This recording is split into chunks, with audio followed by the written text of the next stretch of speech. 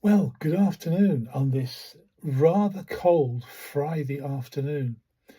It's a big change in the weather. Yesterday was relatively pleasant and warm. This morning it's glove time. So my walk with my dog was hat on and gloves on, I'm afraid. Still, just finishing off an article on the use of the architectural grid.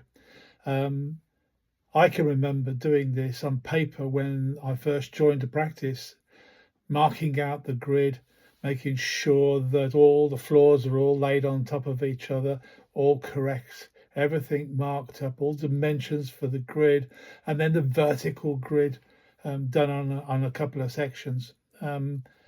Lot of work to be done on it. It changed when came into CAD, and that became a lot easier. And then we went into 3D. The use of 3D in terms of the grid is absolutely phenomenal.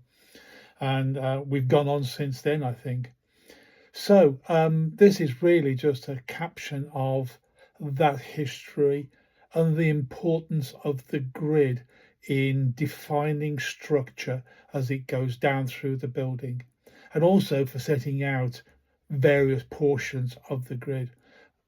Most of the jobs I ever worked on, we always kept the columns vertically over each other. But there were instances when perhaps a column had to be moved across, or we had to think of ways of doing things that allowed the structure to work.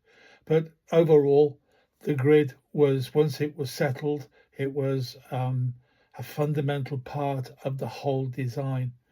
I can remember engineers coming in and saying, no, no, no, no, we've got to do it this way. And you negotiate, and the end you come up with it. Sometimes we didn't get the chance to talk to a contractor, and the contractor come up and said, well, where do I put this? Where do I put that? And how do I deal with it? It's a problem.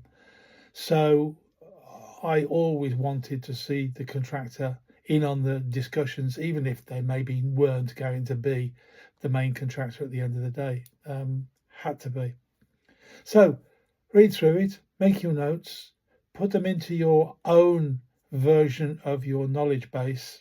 Mine still is now Apple Notes. Love it. I can't think of a better way of doing it. I've tried Obsidian and I've looked at going back as Apple now exports to MD, Markdown language. I thought it may be easy, but it's not. It doesn't work that easily. So I'm sticking with Apple Notes. It works for me. And everything I got all goes into there, including this article at some point, and a nice little hashtag about articles and structures and Substack, which is where I've put it, and also perhaps something to do with old methods of drawing. Who knows? As long as it's there and it's a little hashtag, it works for me. And as you can see, I've had to move my camera around. I got some complaints that I was pointing the camera into the window and I was getting this sort of halo or whatever behind my head. So I've moved it. And as you can see now, you're looking at the back wall of my little study with my map and all the photographs that I've got. There's loads more around this room. I'll show them one day. Anyway, hope you enjoyed the article. Save it. Do what you need with it. Look forward to speaking to you soon. Cheers. Bye.